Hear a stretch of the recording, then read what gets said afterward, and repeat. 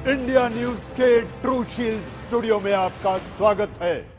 Corona से लड़ाई चरम पर है। कोरोना से लड़ाई चरम पर है। आखिर मैं ये क्यों कह रहा हूं कि आपकी एक चूक इस नतीजे को बदल सकती है। जी हां, इस समय सारा देश रणभूमि बना हुआ है। जीवन के सामने दो संकट हैं। अब जहान भी बचाना है और जान भी बचानी है, यानी जीवन भी बचाना है और आजीविका भी बचानी है। लॉकडाउन लगभग बढ़ने वाला है। लॉकडाउन बढ़ने वाला है। इससे आपको घबराना नहीं है, इससे आपको सतर्क रहना है। जी हां, देश तीसरे स्टेज के मुहाने पर खड़ा है। कैसे आया ये तीसरा स्टेज? पहला आया जो विदेश से घूमकर भारत आए। दूसरा आया मरकज में शामिल वो जमाती।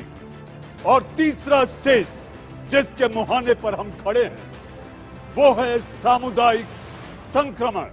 जी हां, क्या हम तीसरे स्टेज के मुहाने पर यानी उसके करीब आ गए हैं? इसी बात को लेकर मचा है बवाल और मैं लेकर आया हूं देश का सवाल। मेरा नाम मनीष अवस्थी। शाम 7 बजे कोरोना के कहर से देश त्राहिमाम कर रहा है। देश के प्रधानमंत्री से लेकर राज्य सरकारों के मुखिया तक का ध्यान कोरोना संक्रमण पर है। आज हम कोरोना को लेकर लॉकडाउन बढ़ाने की तैयारियों पर बात करेंगे, लेकिन सबसे पहले आपको दिखाएंगे एक तस्वीर जो आपका दिल दहला देगी। एक मां की चीखें जिसे सुनकर आपका कलेजा कांप उठेगा।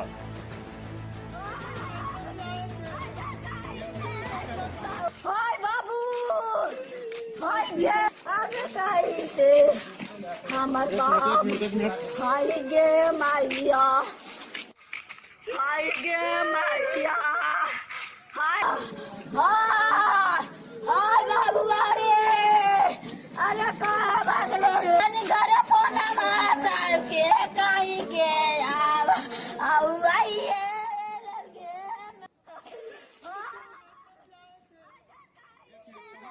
आप सोचिए, गोद में दूध मुंह बच्चे बेसुध को लेकर मां अपनी गोद में क्या गुजरती होगी जब वो अपनी गोद में उस नन्हे को जिसको उसने जन्म दिया आखिर बेबस लाचार है। जी हां, सपना संजोया होगा उस मां ने कि जो बच्चा उसकी गोद में है उसकी उंगली पकड़ के चलने वाला था, आखिर वो बच्चे को अब गोद में लिए मारे मारे गली गली सड़क सड़क अस्पताल अस्पताल सिर्फ उसके उपचार के लिए पैदल मीलों घूमती रही। लेकिन उस पर रहम खाने वाला वो अस्पताल, वो सिस्टम, किसी ने रहम नहीं खाई। कोई दया नहीं, कोई माया नहीं, कोई मर्म नहीं। इसीलिए कहते हैं मां का आंचल।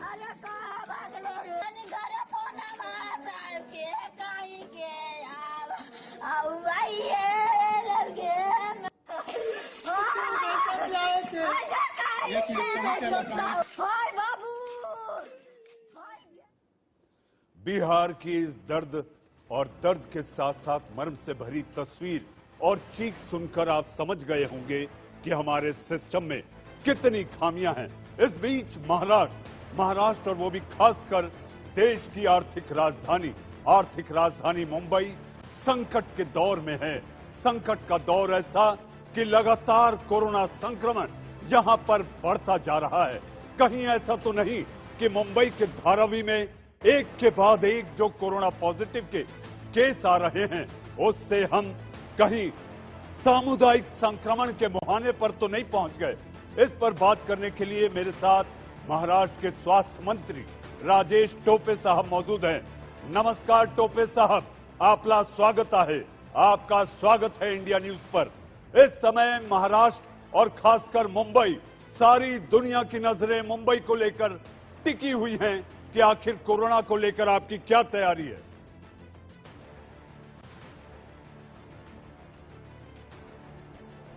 देखो, एक है कि संख्या बढ़ रही है, उसमें नाक का कोई कारण नहीं है, लेकिन मैं ये भी कहना चाहता हूँ कि मुंबई में सबसे ज़्यादा टेस्टिंग भी हो रही है, क्योंकि हम जो भी प्रोटोकॉल होते हैं उसको बहुत स्ट्रिक्टली फॉलो कर रहे हैं। करीबन महाराष्ट्र में 33,000 टेस्ट्स हुए हैं, जिसमें से सिर्फ मुंबई में 19,000 हुए हैं। तो इन 19,000 टेस्ट के तहत, क्योंकि प्राइवेट एंड गवर्नमेंट लैब्स मिलके मुंबई में बहुत बड़ी टेस्टिंग फैसिलिटीज़ उपलब्ध है, तो मैं ये कहना चाहता हूँ कि टेस्टिंग जितनी होगी उतना राइट आंकड़ा वो नज़र आएगा। और हम चिंतित ज़रूर है, लेकिन हम घबराए हुए नहीं हैं, क्योंकि हमें पूरी उम्मीद है इसमें से जो भी एडमिटेड पेशेंट्स हैं वे सभी 70% तो बिल्कुल असिम्टोमेटिक है। और मैं ये भी कहना चाहता हूँ कि 25% लोग नॉमिनल सिम्टम्स है, 5% क्रिटिकल है। तो एक ज़रूर है कि आंकड़ा बढ़ रहा है। धारावी और अन्य कई कंजेस्टेड एरियाज में कुछ नए आंकड़े आ रहे हैं, लेकिन कंटेनमेंट जोन्स जो बनाए गए हैं, 210 से ज़्यादा कंटेनमेंट जोन है, जिसमें पूरी तरह से ट्रैकिंग करने का काम हो रहा है, टेस्टिंग करने का काम हो रहा है, ट्रीटमेंट करने का काम हो रहा है। ये 3T सिस्टम है हमारी, उसके तहत अच्छी तरह से काम चल रहा है। We are very much confident that we are going to win the battle against corona. हम कोरोना के अगेंस्ट हम 100% जीतेंगे। जी, उम्मीद करते हैं कि ऐसा हो भी। टोपे साहब, एक बात, आज प्रधानमंत्री से आपके मुख्यमंत्री उद्धव ठाकरे की वीडियो कॉन्फ्रेंसिंग के जरिए बातचीत हुई है। आखिर उद्धव ठाकरे ने क्या सुझाव दिए हैं? मेरी समझ में, मेरे सूत्रों के अनुसार, मेरी जानकारी ये है कि उद्धव ठाकरे और महाराष्ट्र सरकार के मन में जो चल रहा था, वो शहर जहां पर कोरोना पॉजिटिव कोई मरीज नहीं है, उन्हें शर्तों के आधार पर लॉकडाउन वहां से हटा दिया जाना चाहिए। तो क्या ये लॉकडाउन, जैसे कि खबरें आ रही हैं, बढ़ने वाला है, तो ये केवल मुंबई और पुणे की हद तक होगा या सारे महाराष्ट्र में लागू होगा?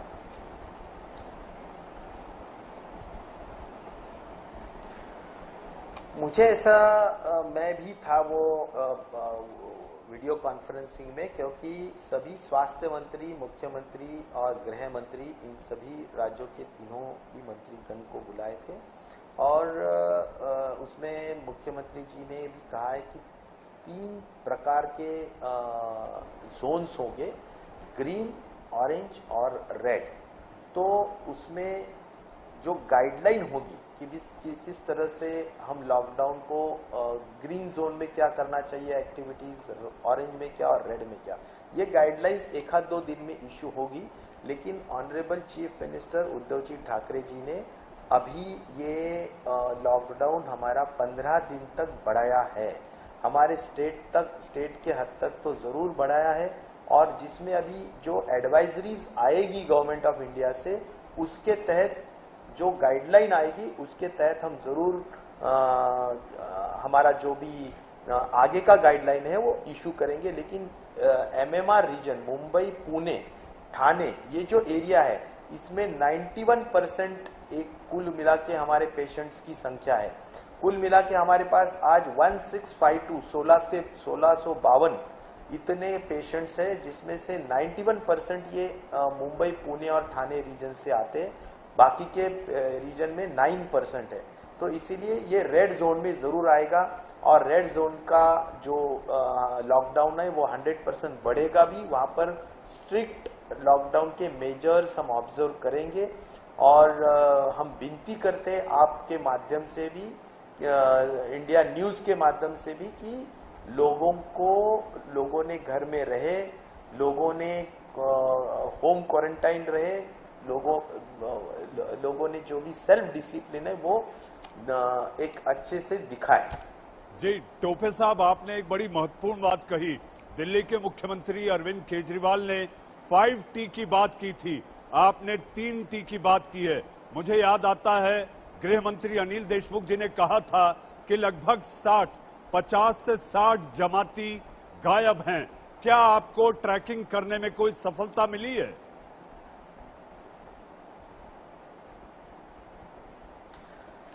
मुझे लगता है इसमें मैंने भी तबलीगी जमात के जो जिम्मेदार लोग हैं उनकी मीटिंग मैंने पर्सनली ली थी, मुंबई के जो जिम्मेदार हैं उनकी सभी की, और उन्होंने भी ये 100% मान्य किया है कि हम ज़रूर इसमें पूरा सहयोग देंगे। हम एक एक को चुन चुन कर हम क्वारंटाइन करेंगे और उनको जो भी अगर जरूरत पड़ती है टेस्टिंग के बाद तो ट्रीटमेंट करने के लिए हम उनको कंपल्शन करेंगे।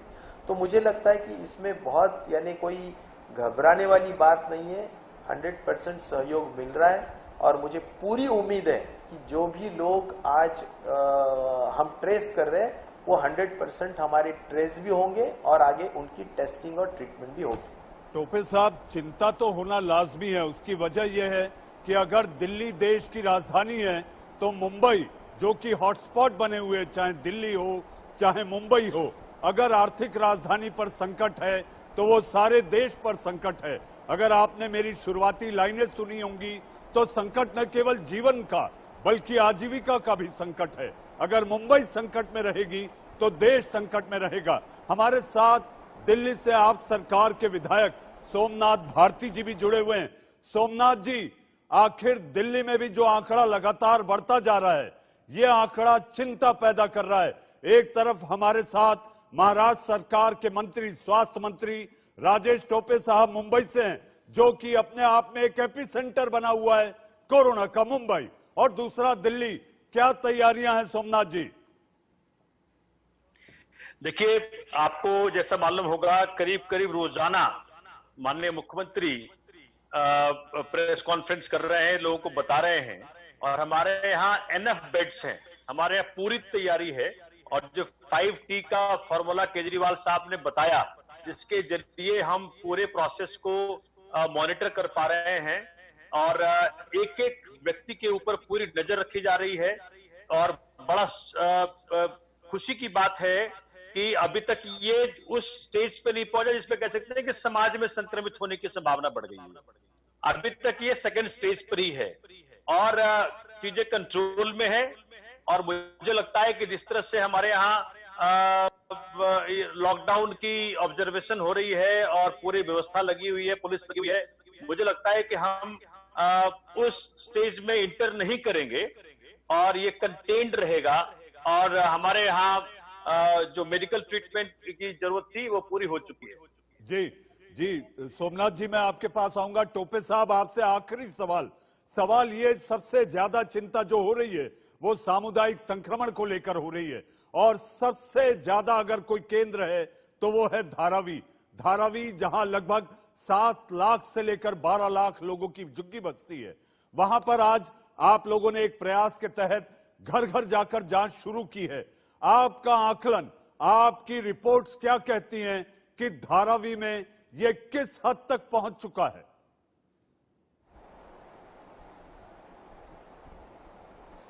नहीं, देखो, धारावी में मैं भी 2 दिन पहले जाके आया था और जिसमें हमारा बहुत कड़ी नज़र है उस पर।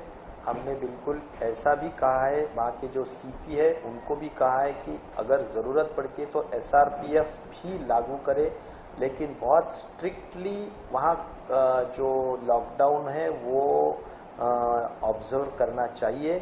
और कोई हालत में जो हमारा जैसा कि ट्रेसिंग है, वो ट्रेसिंग का काम अच्छी तरह से होना चाहिए। सैनिटाइजेशन की हद तक वहाँ पर बहुत डेंसली पॉपुलेटेड एरियाज है, जो मास टॉयलेट्स होते हैं उसमें भी सैनिटाइजेशन, जेट पंप के तहत हर आवरली क्लीन होना और सैनिटाइजर्स यूज करना, ये कॉरपोरेशंस के जो जिम्मेदारी के काम है वो भी हमने वहाँ पर बोल रखा है। पुलिस को और ज़्यादा टाइट किया है और मुझे उम्मीद है कि 100% वहाँ पर के जो कॉलेजेस के बिल्डिंग्स। टोपे साहब, मुंबई से लगातार इंडिया न्यूज इस संकट की घड़ी में उस आम जनता का हमसफर बना हुआ है और हमारे पास जो शिकायतें आ रही हैं, जो फूड पैकेट्स होने चाहिए, जो वो बाहर से आकर वहां पर मजदूर बसे हुए हैं, जिनके सिर पर छत नहीं, खाने को अनाज नहीं, तो जो सरकार की तमाम योजनाएं हैं जिसके तहत कम से कम उनका पेट भरे, ऐसा नहीं हो पा रहा,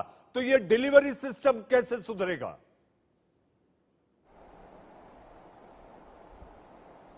नहीं, मैं एक बहुत जिम्मेदारी से कहता हूं कि मैं जाके देख के आया हूं। Community kitchen government of Maharashtra की तरफ से बिल्कुल अच्छी तरह से चलाया जा रहा है। कम्युनिटी किचन का मतलब है कि गवर्नमेंट की तरफ से पूरे फूड पैकेट्स, रेडी फूड, उनको रेडी मील्स हम पूरा घर डोर डिलीवरी कर रहे हैं। और इतना ही नहीं तो इस्कॉन है, फिर हमारा जो श्री श्री श्री रविशंकर जी के ऑर्गेनाइजेशन से कई ऐसे एनजीओज है कि जहां पर जिनके माध्यम से रेडीमेड फूड पैकेट्स 10-10 हज़ार पैकेट्स हर एक घर घर में देने का प्रयास और मेहनत है, सभी लोग कर रहे हैं। कोई भी भूखा नहीं रह रहा है, मैं जिम्मेदारी के साथ कहता हूं। और वहां पर पूरी कॉर्पोरेशन की यंत्रणा और सभी लोग, वहां के हमारे लोक प्रतिनिधि, सभी लोग बिल्कुल जागरूकता से काम कर रहे हैं। कोई भूखा नहीं है, कोई शेल्टरलेस नहीं रहेगा, इतना मैं जिम्मेदारी से आपको कहना चाहता हूं। टोपे साहब, हम भी यही उम्मीद करते हैं, क्योंकि मुंबई को लेकर एक कहावत है, मुंबई के जमीन की तासीर है कि कोई भी आदमी रात को भूखा नहीं सोता। इंडिया न्यूज के साथ आप जुड़े, आपका बहुत बहुत धन्यवाद। सोमनाथ जी, मेरा जैसे सवाल आपसे था, इस समय दिल्ली सरकार ने जो योजना बनाई है कोरोना से दो हाथ करने की, 30,000 बेड्स, 30,000 बेड्स का मतलब अपने आप में संकेत है कि सब कुछ ठीक नहीं। नहीं, देखिए, चूंकि you have to be proactive, you can not be lying idol.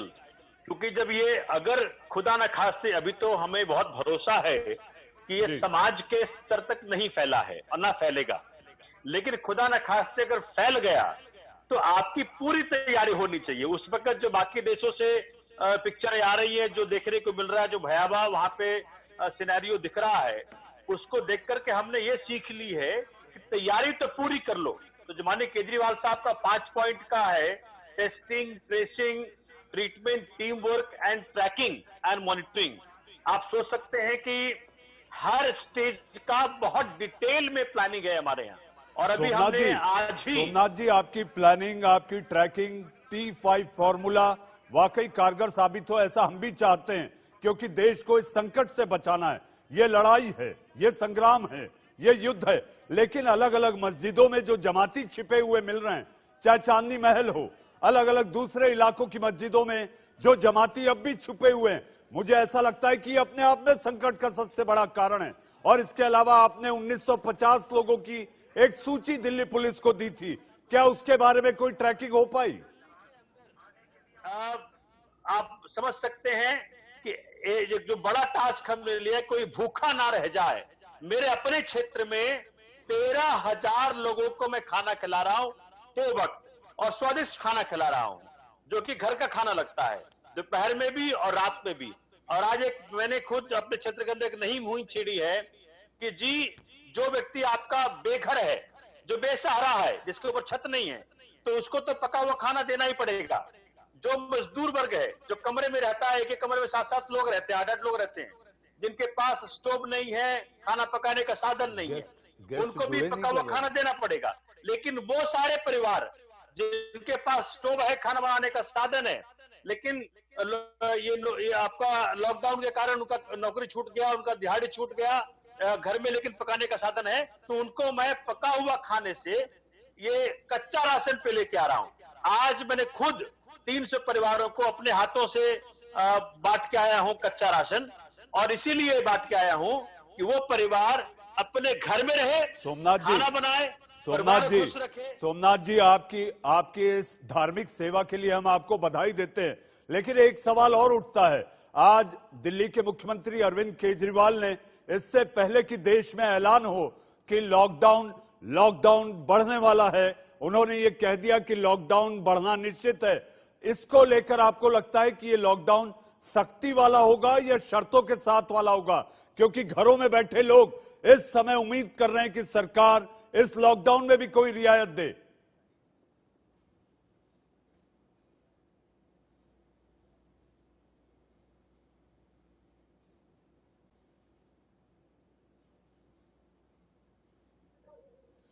Somnath जी, आपको आवाज आ रही है?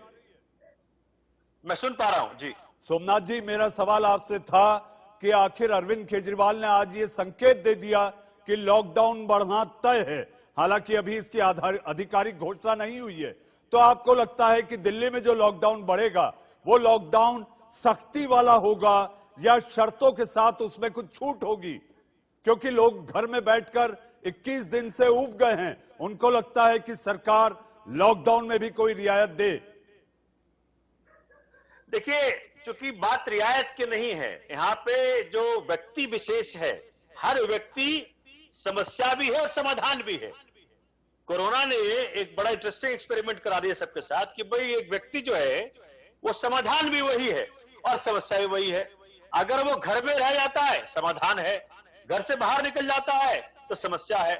तो ये पूरे देश में लॉकडाउन मुझे लगता है कि 30 तारीख तक जाएगा, क्योंकि जो संक्रमण की स्टेजेस हैं, हम आखिरी स्टेज पे हैं। अगर यहां तनिक भी चूक हो गई तो समस्या बहुत गंभीर हो जाएगी। इसीलिए हम सबको, देश और दिल्ली दोनों आपातकाल की अवस्था में एक तरह से है, हम सबको मन मार के देश हित में, राष्ट्र हित में, जनहित में थोड़ा कष्ट सहना ही पड़ेगा और सबको घर में ही रहना पड़ेगा।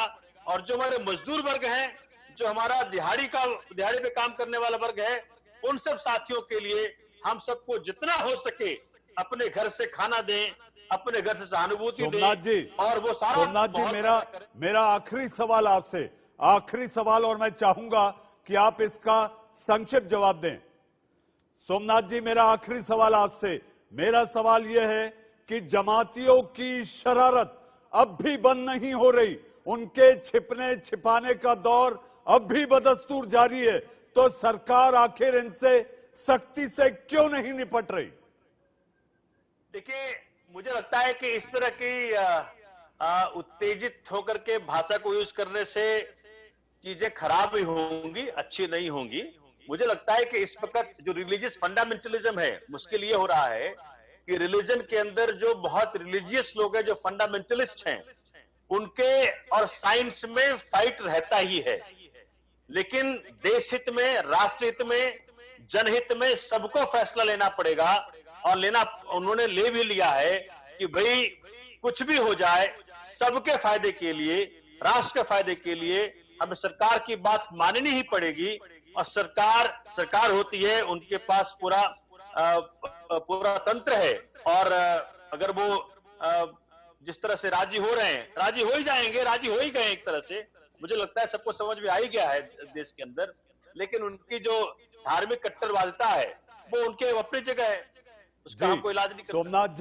सोमनाथ जी, आपने दिल्ली सरकार की योजनाओं की जानकारी इंडिया न्यूज पर और इंडिया न्यूज देख रहे लाखों करोड़ों दर्शक से साझा की।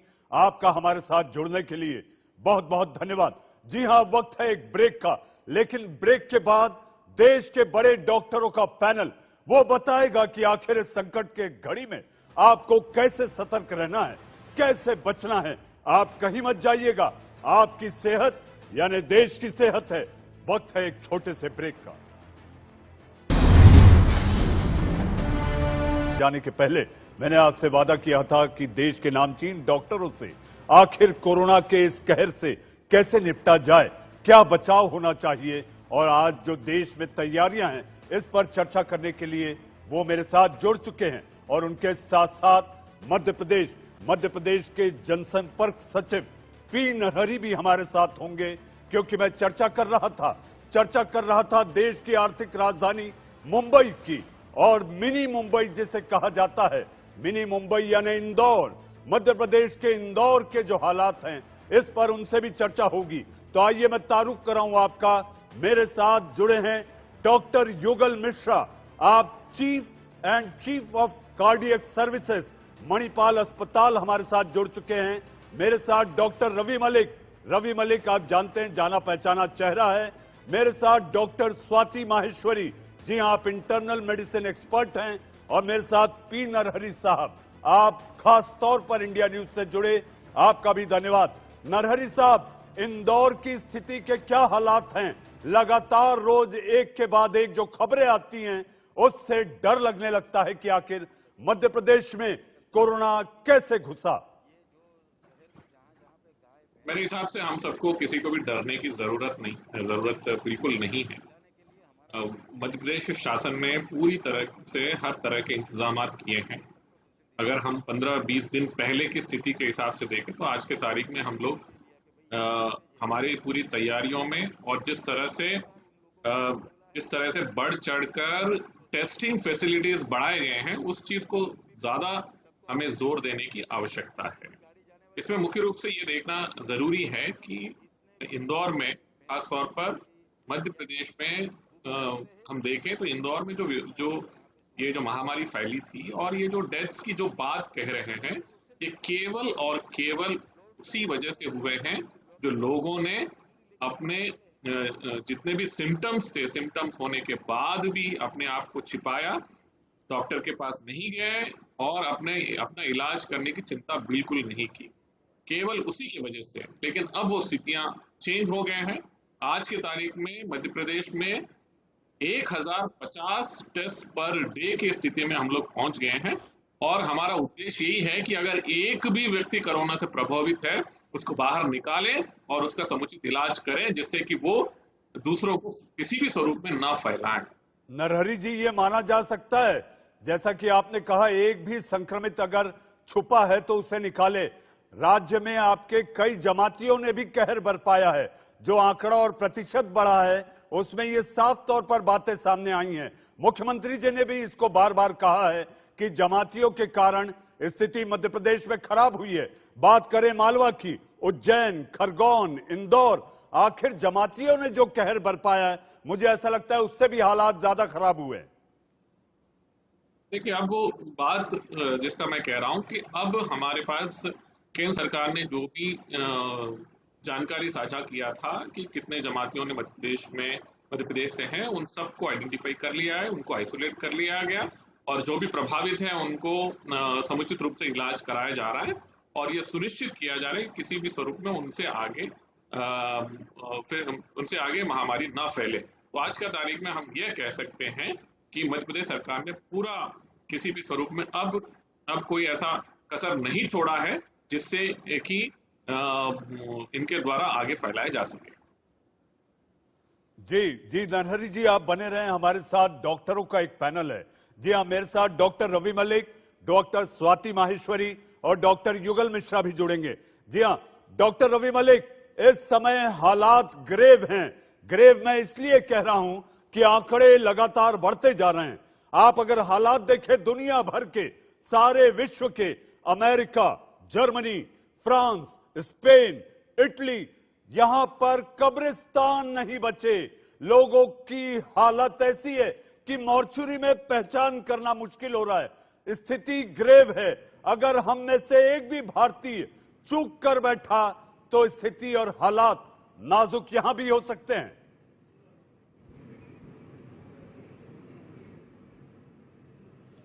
बिल्कुल, आपकी बात ठीक है कि पूरा विश्व जो है एक ग्रेव स्थिति से निकल रहा है, इसमें कोई दो राय नहीं है। लेकिन फिर भी इसके अंदर मुझे एक सकारात्मक बिंदु ये नजर आ रही है कि हमारा हिंदुस्तान जो है बहुत ज्यादा बचाव के अंदर फिर भी है। शायद हमारी सरकारों ने बहुत जल्दी ये स्टेप ले लिया कि लॉकडाउन कर दिया। इस वक्त हमारे देश में लगभग 7,500 के करीब लोग पॉजिटिव हैं और मृत्यु जो है वो लगभग 240 के करीब हुई हैं। लेकिन मैं ये समझता हूं कि विश्व के दूसरे देशों के हिसाब से और हमारी पॉपुलेशन को देखने के हिसाब से ये बहुत दुखद है, लेकिन बहुत बहुत कम है, जो कि एक अच्छी चीज है। हम लोगों का बचाव हो रखा है। मैं आपको ये बताऊं, एक आंकड़ों के हिसाब से आज हेल्थ मिनिस्ट्री ने भी बताया, अगर ये सारे प्रिवेंटिव स्टेप्स ना लिए जाते तो शायद ये आंकड़ा 2 लाख पे जाना था। और आप ये इमेजिन करिए कि अगर ये आंकड़ा 2 लाख पे चला जाता तो कितना बड़ा नुकसान होना था हमारे देश को और आने वाले टाइम में कितने ज्यादा केस हो जाने थे। तो सबसे बड़ी चीज तो ये है कि डेफिनेटली चिंता का विषय है और सरकारें इसमें स्ट्रेटेजिक डिसीजन भी लेंगी कि लॉकडाउन आगे एक्सटेंड करना है कि नहीं करना है। जिस तरह के सूत्रों से खबर आ रही है, सरकार इसके ऊपर बड़ी तेजी से बात कर रही है, इसके ऊपर स्ट्रेटेजिक डिसीजन ले रही है। लेकिन एक बहुत अच्छी बात ये भी हो रही है कि बहुत सारे टेस्ट हो रहे हैं। अब हम लोगों ने लगभग 1.25 लाख के करीब टेस्ट कर दिए हैं, जो कि काफी अच्छा जो है वो आंकड़ा है और जो कि बढ़े जा रहा है। तो जब टेस्ट बहुत ज्यादा होंगे तो कई सारे नेचुरल बात है, कोविड के पेशेंट्स भी आएंगे और जितने पेशेंट आएंगे उतनी शायद आइसोलेशंस भी होंगी, उतनी सख्ती भी होगी और उतना कंट्रोल भी होगा। तो ये एक बड़ी इंपॉर्टेंट चीज है कि test, isolation, control and treatment, ये सारी चीजें इकट्ठी जानी चाहिए। लोगों के घर में बंद होने से कुछ नहीं होगा। दूसरी चीज मैं बताना चाहूंगा, अब हम भारतवासी कोई भी चूक करने के बिल्कुल भी नहीं कर सकते इस वक्त। We cannot afford to be careless now. अब हम जरा सी भी चूक अगर करेंगे तो बहुत नुकसान हो जाएगा।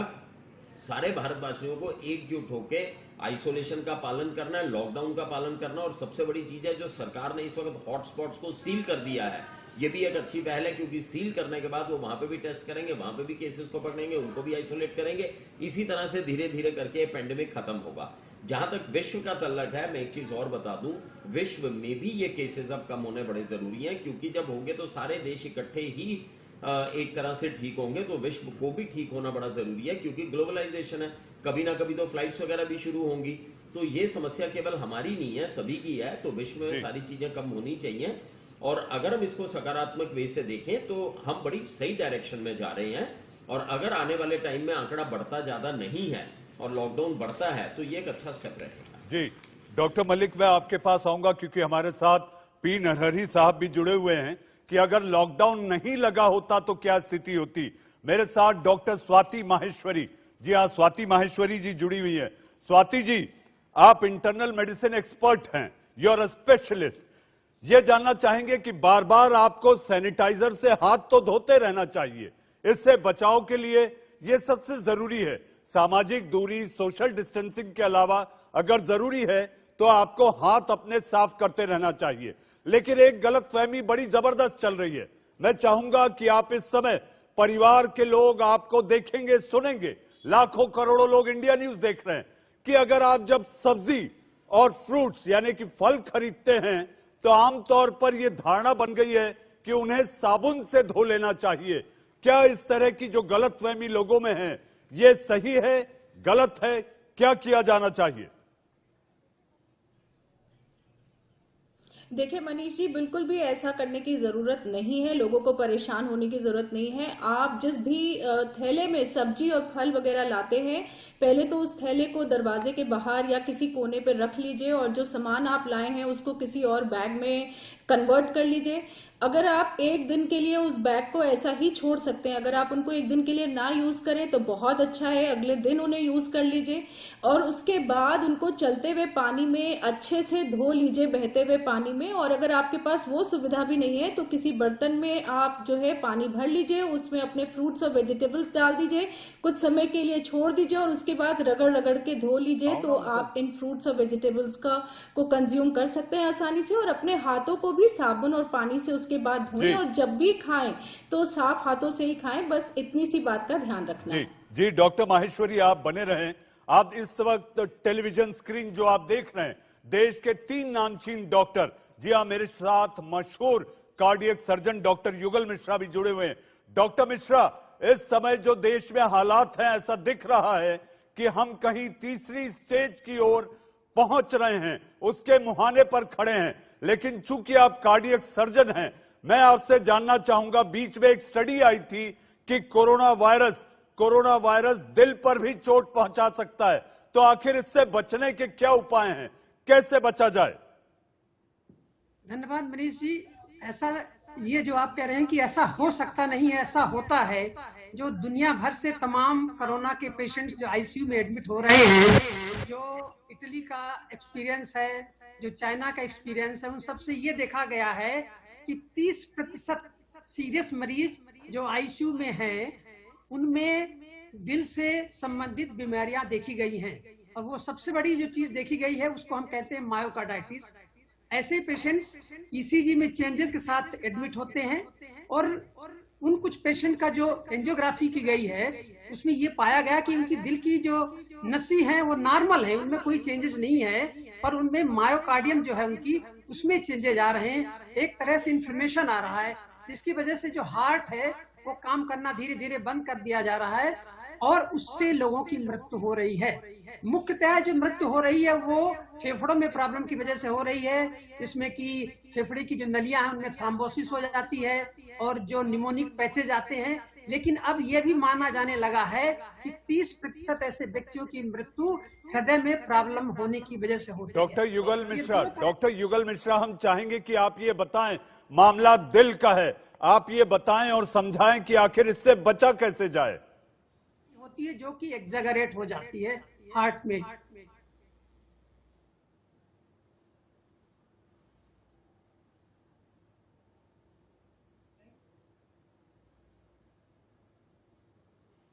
डॉक्टर मिश्रा, आपको मेरी आवाज आ रही है? जी जी, अब सुनाई दे रहा है जी। मैं आपसे यह जानना चाहता हूं कि इस समय लाखों करोड़ों दर्शक आपको देख रहे हैं, आपको सुन रहे हैं, मामला दिल का है, तो आप बताइए कि इससे बचा कैसे जाए डॉक्टर मिश्रा?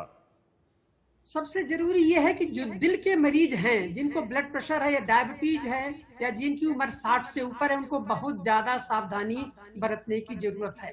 क्योंकि ये देखा गया है कि ऐसे व्यक्ति जिनको इस तरह की बीमारियां हैं, उनमें ये प्रकोपन जो होता है वायरस का, इससे उनको बहुत ज्यादा क्षति होने की संभावना होती है और उनको बहुत ज्यादा नुकसान होता है। ऐसे व्यक्ति वो 5 से 10% की कैटेगरी में आते हैं जिनको कि आईसीयू की जरूरत पड़ती है। अब होता क्या है कि इनको नियमित रूप से ऐसे व्यक्ति जो हार्ट के पेशेंट हैं, ब्लड प्रेशर के हैं, उनको अपनी दवाइयां कंटिन्यूअस लेनी चाहिए और उसमें किसी भी तरह की रुकावट नहीं करनी चाहिए। बीच में एक ऐसा एक हवा चली थी कि जो एसी इनहिबिटर होते हैं, जो ब्लड प्रेशर के लिए कंट्रोल किए जाते हैं, ऐसे व्यक्ति यदि एसी इनहिबिटर लेते हैं तो कोरोना का प्रकोप ज्यादा हो सकता है। वो चीज गलत साबित हुई है। उनको एसी इनहिबिटर को रोकने की बिल्कुल जरूरत नहीं है, उन्हें कंटिन्यूअस लेना चाहिए, अपने ब्लड प्रेशर को कंट्रोल करना चाहिए। अब ये कि यदि मायोकार्डाइटिस हो जाती है तो उसको क्या कर सकते हैं, वो एक बहुत बड़ा मामला है और उसका कोई सच कोई इलाज नहीं है, एक्सेप्ट कि जो उनको आइनोट्रॉपिक सपोर्ट में रख करके उनका ब्लड प्रेशर मेंटेन किया जाए, उनको वेंटिलेटरी सपोर्ट दिया जाए और इस तरह से उनको कोशिश की जाए कि बचाया जाए। कुछ आजकल स्टेरॉइड का भी रोल आ रहा है, स्टेरॉइड का इंजेक्शन दिया जाए। इसके साथ में जो कि क्लोरोक्विन, हाइड्रोक्सी क्लोरोक्विन जो कि ऑलरेडी प्रूवन हो रही है, इसके साथ में एजिथ्रोमाइसिन जो कि इन्फेक्शन बचाने के लिए होती है और स्टेरॉइड। जी डॉक्टर मिश्रा, मैं आपके पास आऊंगा। मेरे साथ इस वक्त बिहार से एक खास मेहमान, जी हाँ, नीरज कुमार जी, आप जनसंपर्क मंत्री हैं बिहार के, इस वक्त इंडिया न्यूज के साथ जुड़ चुके हैं। नीरज जी, आपका स्वागत है। लेकिन स्वागत करते हुए मुझे थोड़ा दर्द भी है, थोड़ा दुख भी है उस बिहार को लेकर जहां पर सिस्टम की कलई खुल गई, जब एक मां अपनी गोद में अपना नौनिहाल लेकर सड़क पर मारी मारी फिरती है और उसे इलाज नहीं मिलता। नीरज जी, आपके टीवी स्क्रीन पर अगर टीवी आपके सामने है तो वो बिलखती, कलपती, रोती मां की आप चीख सुने, अंदाजा लगाइए जिस आंचल में वो अपने बेटे को लेकर घूम रही है। बिल्कुल, आपने जिस घटना की जानकारी दी, हम लोग संज्ञान में आया और अविलंब संसाधन है और अभी कोरोना संक्रमण में स्वास्थ्य कर्मियों के और चिकित्सकों का माननीय मुख्यमंत्री ने अभिनंदन किया। हमने हेल्थ मैनेजर की नियुक्ति की है, एम्बुलेंस के कर्मी उपलब्ध है, डॉक्टर जो नर्स और जो हेल्थ मैनेजर थे उनकी कार्रवाई के दुखद है हमारे लिए। लेकिन यह निश्चित रूप से हमारे लिए भाई सरकार संसाधन देती है, इसके लिए पर्याप्त मशीनरी हमने बना दी, लेकिन अब उसमें कोई लैप्सेज हुआ है तो हमने तुरंत कार्रवाई सुनिश्चित। किसी बच्चे को अगर किसी ने छीन लिया और अपनी जिम्मेवारी नहीं किया, प्रशासकीय जिम्मेवारी का निर्वाह नहीं किया, तो कठोरतम कार्रवाई हमने तुरंत रिकॉर्ड की संज्ञान। नीरज जी, आप कार्रवाई करेंगे, लेकिन एक मां ने अपना बेटा खो दिया, एक घर का दीपक चला गया।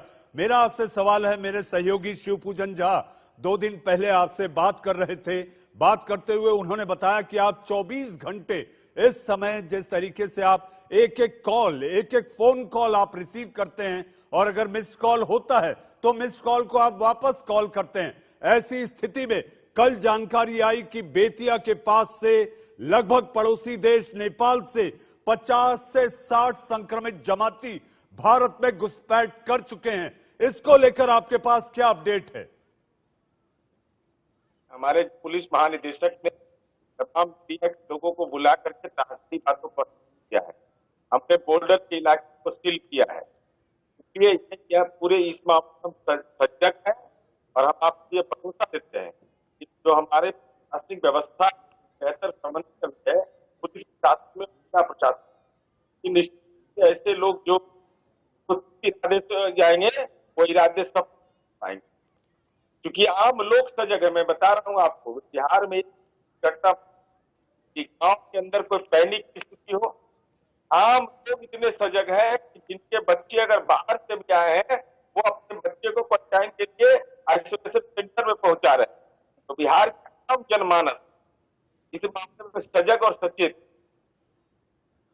नीरज जी एक जानकारी आपसे चाहिए थी कि हाल ही के दिनों में जमातियों का जो उत्पात रहा है बिहार में, जो आंकड़ा बढ़ा है, जो प्रतिशत बढ़ा है, ऐसा कहा जा रहा है कि जमातियों के आने से जो प्रतिशत वहां पर बढ़ा है उसमें सबसे बड़ा हाथ जमातियों का। एक छोटा सा जवाब नीरज जी। अब देखिए सीवान में 29 मामले रुपए का एक परिवार के लोग संक्रमित, ज्यादा संख्या उनकी 4 उसमें, तो ये स्वाभाविक रूप से ये ऐसा मामला है, संवेदनशील मामला है कि कोरोना न धर्म न जाति देखता है, ये आर्थिक अवस्था देखता है। वो कोई मानते हैं कि अगर कोरोना जैसा संक्रमण हमको लड़ना है, बिहार के आम लोग विकल्प हमारे लिए तैयार है। और माननीय मुख्यमंत्री जी स्वयं लगातार पूरे पर निगरानी रखते हुए हम आपको इसका भरोसा दे रहे हैं कि अब तक जो हमने आधारभूत संरचना के क्षेत्र में काम किया है, क्या जो वैकल्पिक व्यवस्था की है इस बिहार जैसे राज्य में भी निश्चित रूप से आप विश्लेषण करिएगा कि बिहार ने कैसा काम किया और मुख्यमंत्री ने संक्रमण काल में अपनी क्या भूमिका अदा की। नीरज जी आप इंडिया न्यूज के साथ जुड़े, आपका बहुत बहुत धन्यवाद। और हम ये उम्मीद करते हैं कि आपका सिस्टम, आपकी सरकार, जो तस्वीर दिल दहलाने वाली दुनिया ने देखी, ऐसा दोबारा ना हो। इसी के साथ आप हमारे साथ जुड़े, फिर एक बार आपका बहुत बहुत धन्यवाद। मेरे साथ डॉक्टर रवि मलिक जुड़े हुए हैं। डॉक्टर मलिक, ये जानना चाहेंगे कि उपाय के रूप में अगर इम्यूनिटी बढ़ानी है तो क्या ऐसा माना जाता है कि कलौंजी और शहद, ये दोनों चीजों का सेवन आपकी इम्यूनिटी बढ़ा सकता है? डॉक्टर मलिक। देखिए मैं ये बताना चाहूंगा, इम्यूनिटी बढ़ाने के लिए बहुत सारी चीजें इंटरनेट और सोशल मीडिया के ऊपर चल रही हैं, जिसमें अदरक भी है, शहद भी है, लहसुन भी है, ये सब चीजें। लेकिन मैं आपको ये चीज बता दूं, कोरोना के बचाव के लिए कोई ऐसी संभव चीज नहीं है जिससे कि हम लोग इम्यूनिटी को बढ़ा दें अब WHO के हिसाब से, या कोई ऐसी वो नहीं है जो कि कोरोना को मार दे या फैलने से रोके। लेकिन हाँ, अपनी सेहत को दुरुस्त करने के लिए मैं आपको ये बताना चाहूंगा 5 चीजें करनी हमें बड़ी जरूरी है। नंबर 1, कोई ऐसा घरेलू नुस्खा, डॉक्टर रवि मलिक, कोई ऐसा घरेलू नुस्खा जो कि एक आम आदमी उसके सेवन से अपनी इम्यूनिटी बढ़ा सके? छोटा जवाब। मैं आपको 5 नुस्खे बताऊंगा बस 1 मिनट में। कोई ऐसी दवाई या कोई ऐसी खाने की चीज नहीं जिससे कोरोना से मुक्त हो जाए। स्मोकिंग छोड़िए, धूम्रपान को छोड़ दीजिए, अल्कोहल को कम कर दीजिए या छोड़ दीजिए। उसके बाद नियमित रूप से इंडोर एक्सरसाइज करिए, क्योंकि हम लॉकडाउन में हैं। खाने में आप हरी सब्जियां, फल ज्यादा लीजिए, प्रोटीन ज्यादा लीजिए और तनाव मुक्त रहिए। ये 5 चीजें WHO कहता है, इनसे कुछ फायदा होगा हमारे को। और सबसे बड़ी चीज है, जितने भाइयों को डायबिटीज है, हार्ट की बीमारी है, ब्लड प्रेशर है, ये सबको वो कंट्रोल में करके रखें ताकि कोरोना उनके ऊपर अटैक ना कर पाए। इसके अलावा स्वास्थ्य के लिए हम योगा भी कर सकते हैं, लहसुन भी खा सकते हैं, सब कुछ कर सकते हैं, लेकिन वो कोरोना के ऊपर डायरेक्ट नहीं इफेक्ट करेगा, हमारी सेहत जरूर अच्छी करेगा, जिससे हमें लड़ने की शक्ति मिलेगी। जी डॉक्टर रवि मलिक, डॉक्टर युगल मिश्रा और डॉक्टर स्वाति माहेश्वरी, आपने तमाम अहम जानकारियां दी, एहतियात बरतने के रास्ते बताए। इंडिया न्यूज पर आपका जुड़ने के लिए बहुत बहुत धन्यवाद। पूरा देश कोरोना वॉरियर्स का सम्मान कर रहा है। नासिक से भी कुछ ऐसी ही तस्वीर सामने आई है, जहां लोगों ने स्वच्छता कर्मचारियों पर फूल बरसाए और आरती भी उतारी।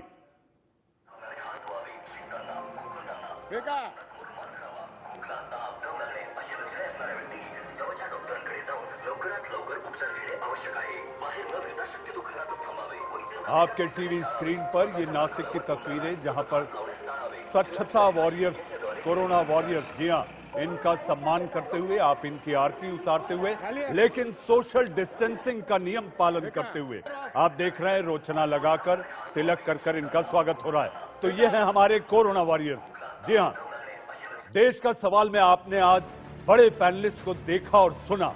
हम भी यही कहना चाहेंगे, इस जंग में सामाजिक दूरी, सोशल डिस्टेंसिंग ही कोरोना वायरस की सबसे बड़ी वैक्सीन है। जी हां, अगर जीवन से हाथ नहीं धोना है तो बार बार आप सैनिटाइजर से जरूर हाथ धोते रहें। क्योंकि जीवन जरूरी है और प्रधानमंत्री ने भी कहा है कि जान भी बचानी है और जहान भी। अब वक्त है एक ब्रेक का, लेकिन ब्रेक के बाद रोहित पुनेठा लेकर आएंगे आंख कान खोल के कोरोना समाचार और कोरोना अपडेट के साथ।